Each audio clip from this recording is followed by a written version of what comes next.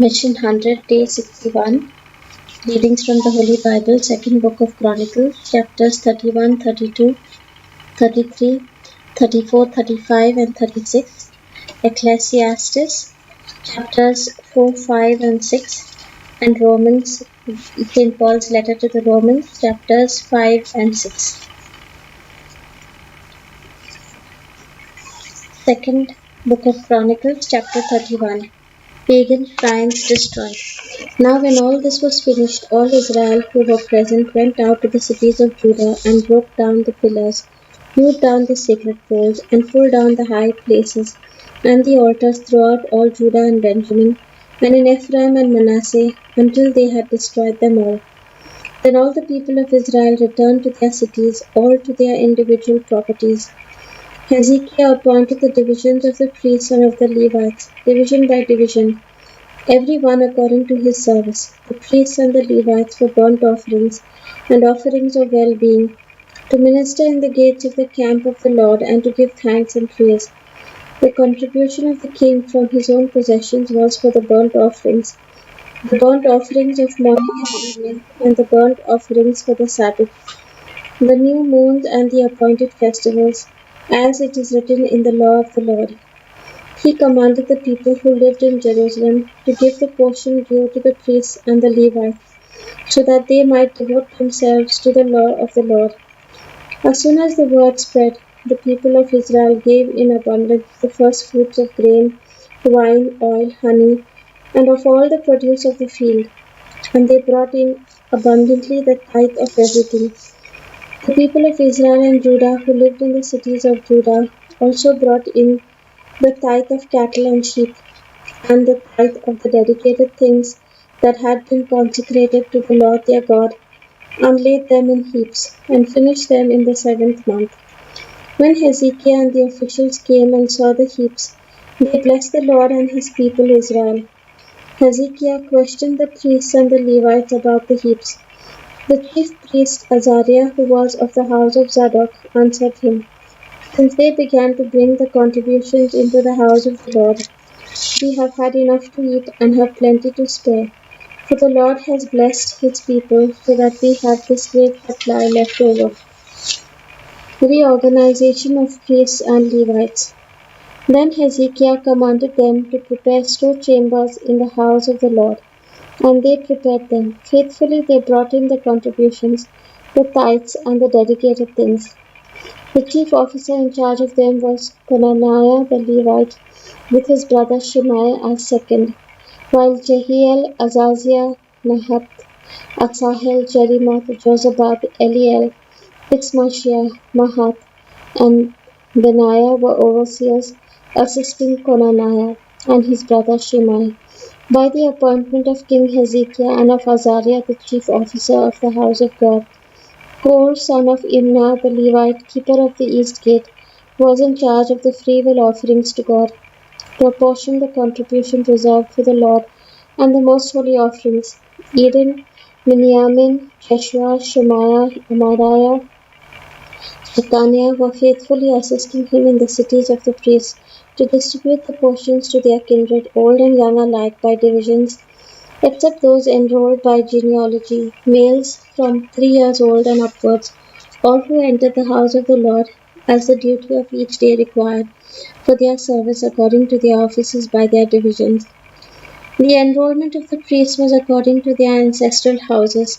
That of the Levites from 20 years old and upwards was according to their offices by their divisions. The priests were enrolled with all their little children, their wives, their sons, and their daughters, the whole multitude, for they were faithful in keeping themselves holy. And for the descendants of Aaron, the priests who were in the fields of common land belonging to their towns, town by town, people designated by name, were to distribute portions to every male among the priests and to everyone among the Levites who was enrolled. Hezekiah did this throughout all Judah. He did what was good and right and faithful before the Lord his God. And every work that he undertook in the service of the house of God, and in accordance with the law and the commandments to seek his God, he did with all his heart, and he prospered. Chapter 32 Sennacherib's Invasion. After these things and these acts of faithfulness, King Sennacherib of Assyria came and invaded Judah and encamped against the fortified cities, thinking to win them for himself. When Hezekiah saw that Sennacherib had come and intended to fight against Jerusalem, he planned with his officers and his warriors to stop the flow of the springs that were outside the city, and they helped him. A great many people were gathered, and they stopped all the springs and the wadi that flowed through the land, saying, "Why should the Assyrian kings come and find water in abundance?" Hezekiah set to work resolutely and built up the entire wall that was broken down, and raised towers on it, and outside it he built another wall. He also strengthened the millow in the city of David, and made weapons and shields in abundance. He appointed combat commanders over the people, and gathered them together to him in the square at the gate of the city, and spoke encouragingly to them, saying, "Be strong and of good courage. Do not be afraid or dismayed before the king of Assyria and all the horde that is with him. For there is one greater with us than with him. With him is an arm of flesh, but with us is the Lord our God to help us and to fight our battles."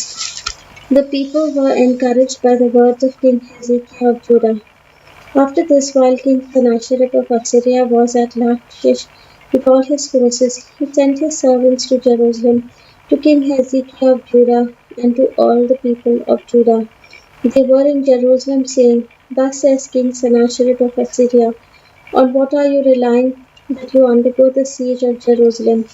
Is not Hezekiah misleading you, handing you over to die by famine and by thirst, when he tells you, 'The Lord our God will save us from the hand of the king of Assyria'? Was it not the same Hezekiah who took away his high places and his altars, and commanded Judah and Jerusalem, saying, 'Before one altar you shall worship, and upon it you shall make your offerings'? Do you not know what I and my ancestors have done to all the peoples of other lands? Were the gods of the nations of those lands at all able to save their lands out of my hand? Who among all the gods of those nations that my ancestors utterly destroyed was able to save his people from my hand, that your God should be able to save you from my hand?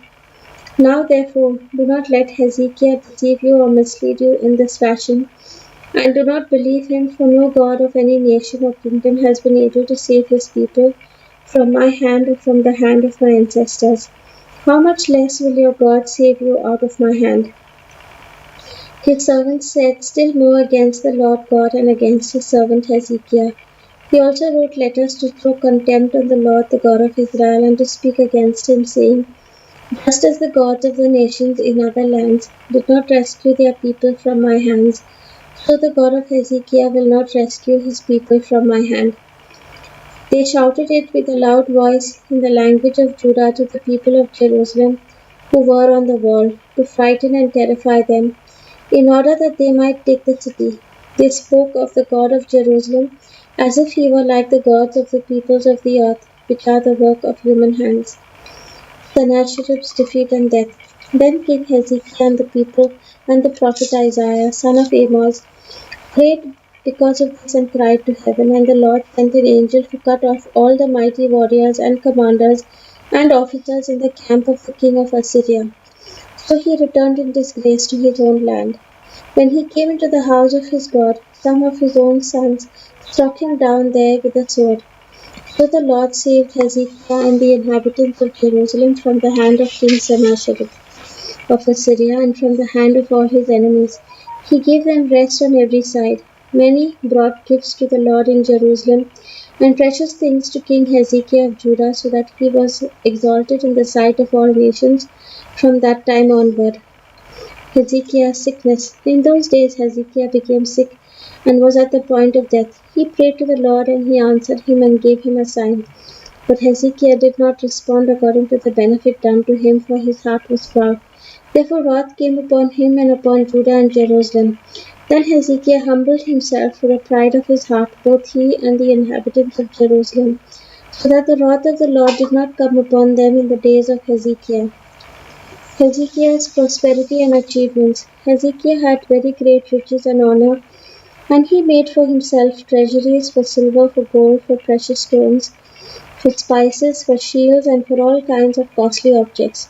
Storehouses also for the yield of grain, wine, and oil, and stalls for all kinds of cattle and sheepfolds.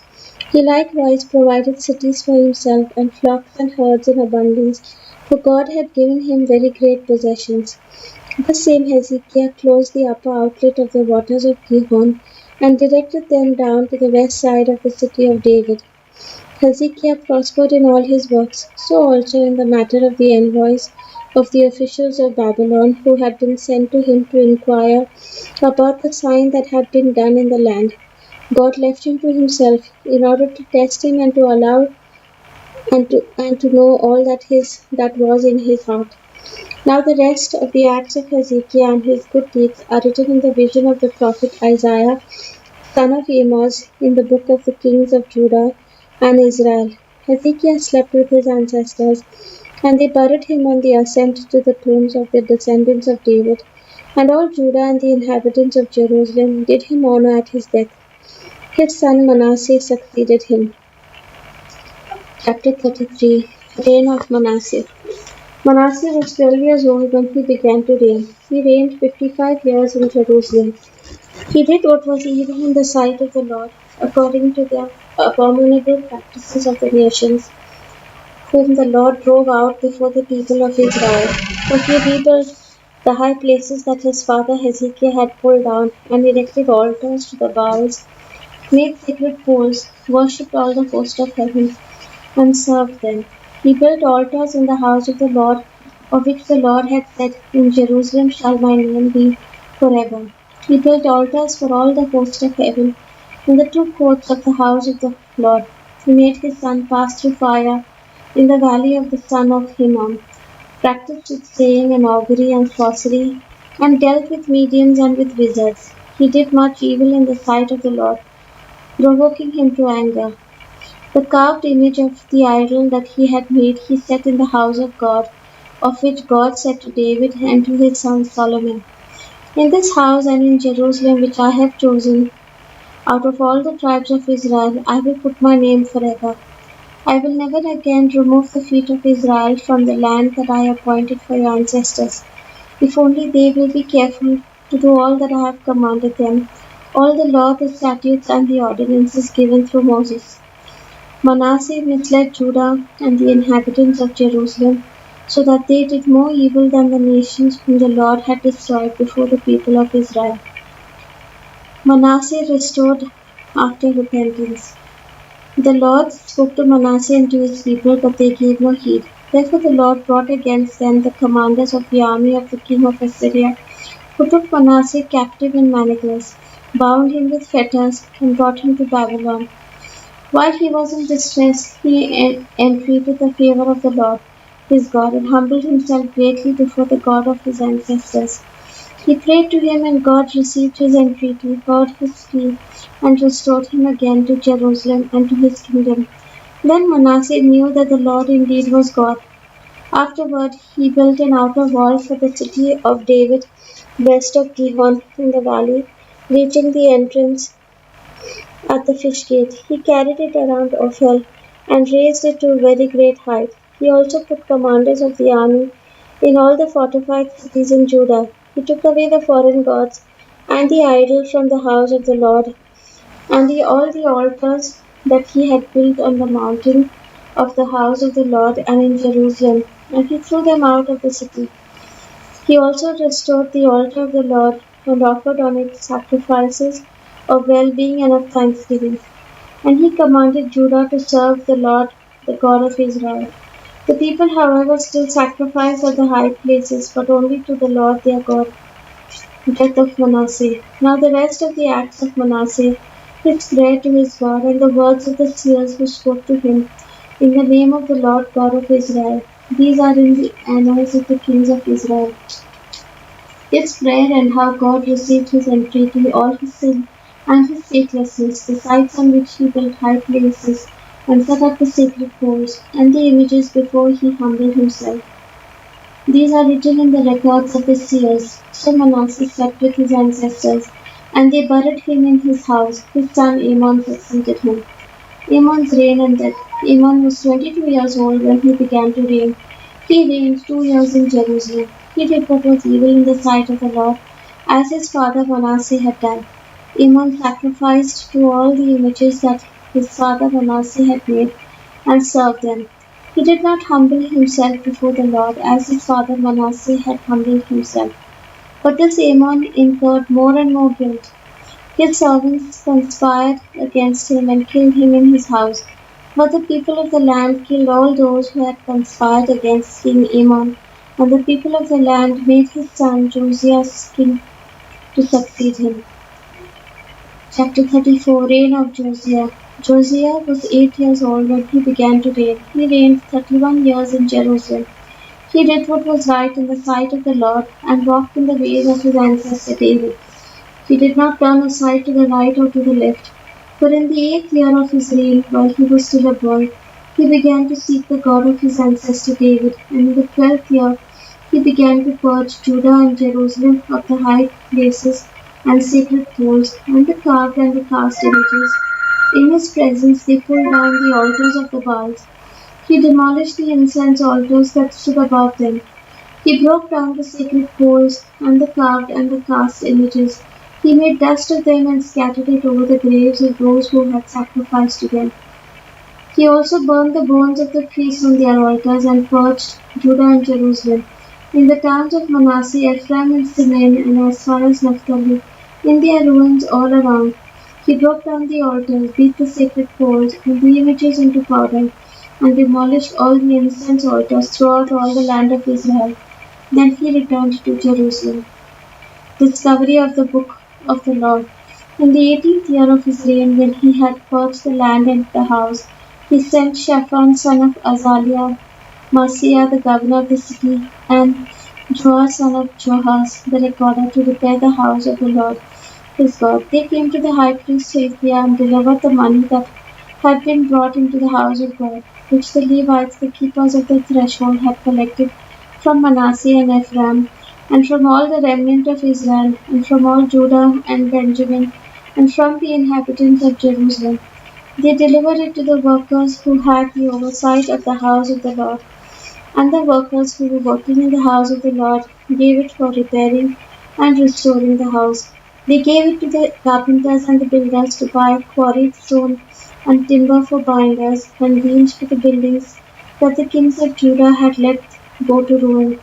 The people did the work faithfully. Over them were appointed the Levites, Jahath and Obadiah of the sons of Merari, along with Zechariah and Meshullam of the sons of the Kohathites, to have oversight. Other Levites, all skillful with instruments of music, were over the burden bearers and directed all who did work in every kind of service, and some of the Levites were scribes and officials and gatekeepers. While they were bringing out the money that had been brought into the house of the Lord, the priest Hilkiah found the book of the law of the Lord given through Moses. Hilkiah said to the secretary Shaphan, I have found the book of the law in the house of the Lord. And Hilkiah gave the book to Shaphan. Shaphan brought the book into the king and further reported to the king, all that was committed to your servants they are doing. They have emptied out the money that was found in the house of the Lord and have delivered it into the hand of the overseers and the workers. The secretary Shaphan informed the king, the priest Hilkiah has given me a book. Shaphan then read it aloud to the king. When the king heard the words of the law, he tore his clothes. Then the king commanded Hilkiah, Ahikam, son of Shaphan, Abdon, son of Micah, the secretary Shaphan, and the king's servant Asaiah, go inquire of the Lord for me and for those who are left in Israel and in Judah, concerning the words of the book that has been found. For the wrath of the Lord that is poured out on us is great, because our ancestors did not keep the word of the Lord, who act in accordance with all that is written in this book. The prophet Huldah consulted. So Hilkiah and those whom the Lord had sent went to the prophet Huldah, the wife of Shallum, son of Toka, son of Hasrah, keeper of the wardrobe, who lived in Jerusalem in the second quarter, and spoke to her to that effect. She declared to them, Thus says the Lord, the God of Israel, tell the man who sent you to me, Thus says the Lord, I will indeed bring disaster upon this place and upon its inhabitants. all the curses that are written in the book that was read before the king of Judah, because they have forsaken me and have made offerings to other gods, so that they have provoked me to anger with all the works of their hands. My wrath will be poured out on this case and will not be quenched. But as to the king of Judah, who sent you to inquire of the Lord, thus shall you say to him, Thus says the Lord, the God of Israel, regarding the words that you have heard, because your heart was penitent and you humbled yourself before God, when you heard his words against this place and its inhabitants, and you have humbled yourself before me and have torn your clothes and wept before me, I also have heard you, says the Lord. I will gather you up to your ancestors, and you shall be gathered to your grave in peace. Your eyes shall not see all the disaster that I will bring on this place and its inhabitants. They took the message back to the king. The covenant renewed. Then the king sent word and gathered together all the elders of Judah and Jerusalem. The king went up to the house of the Lord with all the people of Judah, the inhabitants of Jerusalem, the priests and the Levites, all the people both great and small. He read in their hearing all the words of the book of the covenant that had been found in the house of the Lord. The king stood in this place and made a covenant before the Lord to follow the Lord, keeping his commandments, his decrees and his statutes with all his heart and all his soul, to perform the words of the covenant that were written in this book. Then he made all who were present in Jerusalem and Benjamin pledge themselves to it. All the inhabitants of Jerusalem acted according to the covenant of God and the God of their ancestors. Josiah took away all the abominations from all the territory that belonged to the people of Israel, and made all who were in Israel worship the Lord their God. All his days they did not turn away from following the Lord, the God of their ancestors. Chapter 35 Celebration of the Passover. Josiah kept Passover to the Lord in Jerusalem. They slaughtered the Passover lamb on the 14th day of the first month. He appointed the priests to their offices and encouraged them in the service of the house of the Lord. He said to the Levites, who taught all Israel and who were holy to the Lord, Put the holy ark in the house, and that Solomon son of David, king of Israel, built. You no longer need to carry it on your shoulders. Now serve the Lord your God and his people Israel. Make preparations by your ancestral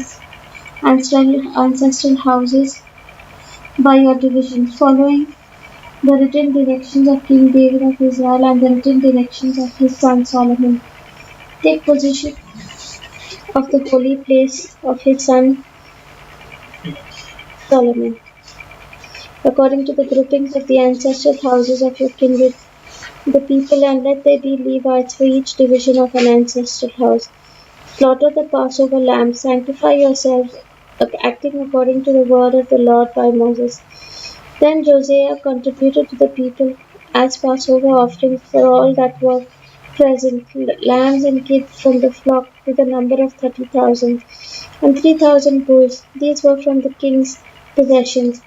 His officials contributed willingly to the people, to the priests, and to the Levites. Hilkiah, Zechariah, and Jehiel, the chief priests, officers of the house of God, gave to the priests for the Passover offerings 2,600 lambs and kids, and 300 bulls. Conaniah also and his brothers Shemaiah and Nathaniel and Hashabiah and Jehiel and Josabad, the chiefs of the Levites, gave to the Levites for the Passover offerings 5,000 lambs and kids and 500 bulls. When the service had been prepared, the priests stood in their place and the Levites in their divisions, according to the king's command. They slaughtered the Passover lamb, and the priests dashed the blood that they had received from them, while the Levites did the skinning. They set aside the burnt offerings so that they might distribute them according to the groupings of the ancestral houses of the people who offer to the Lord as it is written in the book of Moses. And they did the same with the bulls. They roasted the Passover lamb with fire according to the ordinance. And they boiled the holy offerings in pots and cauldrons and in pans, and carried them quickly to all the people. Afterward they made preparations for themselves and for the priests, because the priests, the descendants of Aaron, were occupied in offering the burnt offerings and the fat parts until night. So the Levites made preparations for themselves and for the priests, the descendants of Aaron. The singers, the descendants of Asaph, were in their place according to the command of David, and Asaph and Heman and the king's seer Jeduthun. The gatekeepers were at each gate. They did not need to interrupt their service, for their kindred, the Levites, made preparations for them. So all the service of the Lord was prepared that day to keep the Passover and to offer burnt offerings on the altar of the Lord, according to the command of King Josiah. The people of Israel who were present kept the Passover at that time and the festival of unleavened bread 7 days. No Passover like it had been kept in Israel since the days of the prophet Samuel. None of the kings of Israel had kept such a Passover as was kept by Josiah, by the priests and the Levites, by all Judah and Israel who were present, and by the inhabitants of Jerusalem. In the 18th year of the reign of Josiah, this Passover was kept. Defeat by Pharaoh Necho and death of Josiah. After all this, when Josiah had set the temple in order, King Necho of Egypt went up to fight at Carchemish on the Euphrates. And Josiah went out against him, but Necho sent envoys to him, saying, What have I to do with you, king of Judah? I am not coming against you today, but against the house with which I am at war, and God has commanded me to hurry. He is opposing God who is with me, so that he will not destroy you. But Josiah would not turn away from him, but disguised himself in order to fight with him. He did not listen to the words of Necho from the mouth of God, but joined battle in the plain of Megiddo. The archers shot King Josiah, and the king said to his servants, Take me away, for I am badly wounded. So his servants took him out of the chariot and carried him to his second chariot and brought him to Jerusalem. There he died and was buried in the tombs of his ancestors. All Judah and Jerusalem mourned for Josiah. Jeremiah also uttered a lament for Josiah, and all the singing men and singing women have spoken of Josiah in their laments to this day. They made these a custom in Israel. They are recorded in the laments. Now the rest of the acts of Josiah and his faithful deeds in accordance with what is written in the law of the Lord, and his acts first and last are written in the book of the kings of Israel and Judah. Chapter 36. Reign of Jehoahaz. The people of the land took Jehoahaz, son of Josiah, and made him king to succeed his father in Jerusalem. Jehoahaz was 23 years of age when he began to reign. He reigned 3 months in Jerusalem. Then the king of Egypt deposed him in Jerusalem and laid on the land a tribute of 100 talents of silver and 1 talent of gold. The king of Egypt made his brother Eliakim king over Judah and Jerusalem and changed his name to Jehoiakim. But Necho took his brother Jehoahaz and carried him to Egypt. Reign and captivity of Jehoiakim. Jehoiakim was 25 years old when he began to recognize the people. He reigned 11 years in Jerusalem. He did what was evil in the sight of the Lord his God. Against him King Nebuchadnezzar of Babylon came up and bound him with fetters to take him to Babylon. Nebuchadnezzar also carried some of the vessels of the house of the Lord to Babylon and put them in the palace in Babylon. Now the rest of the acts of Jehoiakim and the abominations that he did and what was found against him are written in the book of the kings of Israel. And Judah and his son Jehoiakim succeeded him. Reign and captivity of Jehoiakim. Jehoiakim was 8 years old when he began to reign. He reigned 3 months and 10 days in Jerusalem. He did what was evil in the sight of the Lord. In the spring of that year, King Nebuchadnezzar sent and brought him to Babylon, along with the precious vessels of the house of the Lord, and made his brother Zedekiah king over Judah and Jerusalem. Reign of Zedekiah. Zedekiah was 21 years old when he began to reign. He reigned 11 years in Jerusalem. He did what was evil in the sight of the Lord God. He did not humble himself before the prophet Jeremiah, who spoke from the mouth of the Lord. He also rebelled against King Nebuchadnezzar, who had made him swear by God. He suffered his neck and had hardened his heart against turning to the Lord, the God of Israel. All the leading priests and the people were also exceedingly unfaithful, following all the abominations of the nations, and they polluted the house of the Lord that he had consecrated in Jerusalem. The fall of Jerusalem. The Lord, the God of the ancestors, sent persistently to them by his messengers because he had compassion on his people and wrote on his dwelling place. But they kept mocking the messengers of God, despising his words and scoffing at his prophets, until the wrath of the Lord against his people became so great that there was no remedy. Therefore he brought up against them the king of the Chaldeans, who killed their youths with the sword in the thousands of their sanctuary, and had no compassion on young men or young women, the old age or the feeble. He gave them all into his hand, all the vessels of the house of God, large and small, and all the treasures of the house of the Lord. He brought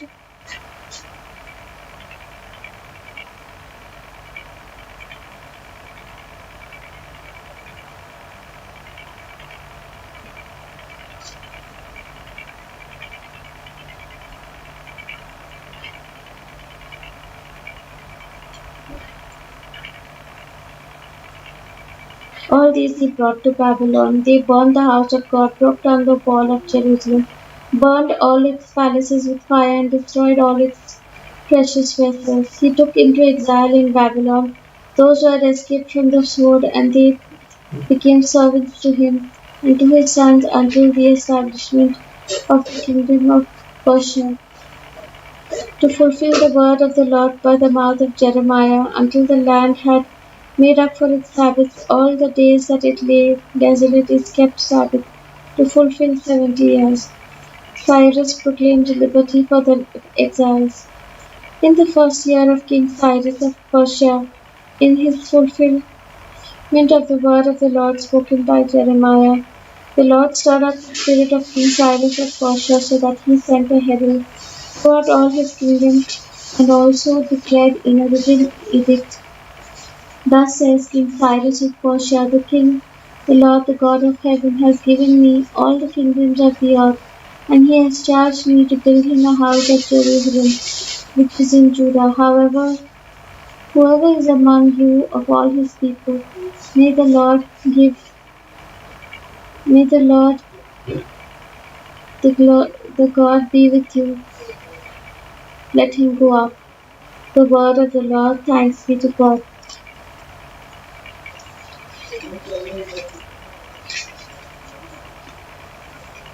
Ecclesiastes chapter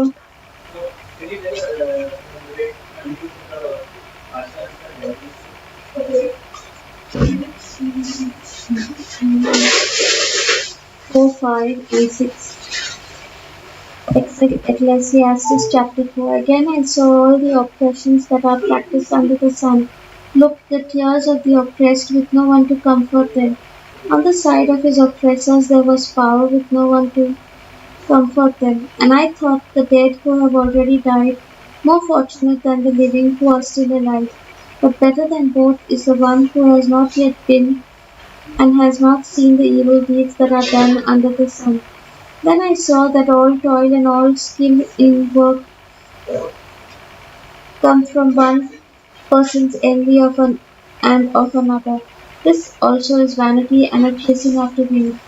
Fools fold their hands and consume their own flesh. Better is a handful with quiet than two handfuls with toil and a chasing after wind. Again I saw vanity under the sun, the case of solitary individuals without sons or brothers. Yet there is no end to all their toil, and their eyes are never satisfied with riches. For whom am I toiling, they ask, and depriving myself of pleasure? This also is vanity and unhappy business. The value of a friend. Two are better than one because they have a good reward for their toil. For if they fall, one will lift up another. But woe to the one who is alone and falls and does not have another to help. Again, if two lie together, they keep warm. But how can one keep warm alone? And though one might prevail against another, two will withstand one. A threefold cord is not quickly broken. Better is a poor but wise youth than an old but foolish king who will no longer take advice. One can indeed come out of prison to reign even though born both in the kingdom. I saw all the living who, moving about under the sun, followed that youth to replace the king. There was no end to all those people whom he led. Yet those who come later will not rejoice in him. Surely this also is vanity and a chasing after wind. Ecclesiastes, Ecclesiastes chapter 5. Reverence, humility, and contentment. Guard your steps when you go to the house of God. To draw near to listen is better than the sacrifice offered by fools, for they do not know how to keep from doing evil. Never be rash with your mouth, nor let your heart be quick to utter a word before God. For God is in heaven and you upon earth. Therefore let your words be few. For dreams come with many cares, and a fool's voice with many words. When you make a vow to God, do not delay fulfilling it, for he has no pleasure in fools. Fulfill what you vow. It is better that you should not vow than you should vow and not fulfill it. Do not let your mouth lead you into sin, and do not say before the messenger that it was a mistake. Why should God be angry at your words and destroy the work of your hands? With many dreams come vanities and a multitude of words, but fear God. If you see in a province that the oppression of the poor and the violation of justice and right, do not be amazed at the matter, for the high official is watched by a higher, and there are yet higher ones over them. But all things considered, this is an advantage for a land, a king for a plowed field. The lover of money will not be satisfied with money, nor the lover of wealth will gain. This also is vanity. When goods increases, those who eat them increase, and what gain has the owner but to see them with his eyes? Sweet is the sleep of laborers, whether they eat little or much, but the surfeit of the rich will not let them sleep. There is a grievous ill that I have seen under the sun. Riches were kept by their owners to their hurt, and those riches were lost in a bad venture. Though they are parents of children, they have nothing in their hands. As they came from their mother's womb, so they shall go again. Naked as they came, they shall take leave. They shall take nothing for their toil, which they may carry away with their hands. This also is a grievous ill. Just as they came, so shall they go. And what gain do they have from toiling for the world? Besides, all their days they eat in darkness, in much vexation and sickness and resentment. This is what I have seen to be good. It is fitting to eat and drink, and find enjoyment in all the toil with which one toils under the sun. The few days of the life God gives us, for this is our lot. Likewise, all to whom God gives wealth and possessions, and whom He enables to enjoy them, and to accept their lot and find enjoyment in their toil. This is the gift of God, for they will scarcely brood over the days of their lives, because God keeps them occupied with the joy of their hearts. Ecclesiastes chapter 6. The frustration of desires. There is an evil that I have seen under the sun, and lies heavy upon humankind. Those to whom God gives wealth, possessions, and honor so that they lack nothing of all that they desire. Yet God does not enable them to enjoy these things, but a stranger enjoys them. This is vanity, it is a grievous ill. A man may beget 100 children and live many years, but however many are the days of his years, if he does not enjoy life's good things or has no burial, I say that a stillborn child is better off than he, for it comes into vanity and gets into darkness, and in darkness its name is covered. Moreover, it has not seen the sun or known anything, yet it finds rest rather than he, even though he should live 1,000 years twice over, yet enjoy no good. Do not all go to one place? All human toil is for the mouth, yet the appetite is not satisfied. For what advantage have the wise over fools, and what do the poor have who know how to conduct themselves before the living? Better is the sight of the eyes than the wandering of desire. This also is vanity and a chasing after wind. Whatever has come to be has already been named, and it is also known what human beings are, and that they are not able to dispute with those who are stronger. The more worth, the more vanity, so how is one the better? For who knows what is good for mortals while they live the few days of their vain life, which they pass like a shadow? For who can tell them what will be after them under the sun? The word of the Lord. Thanks be to God.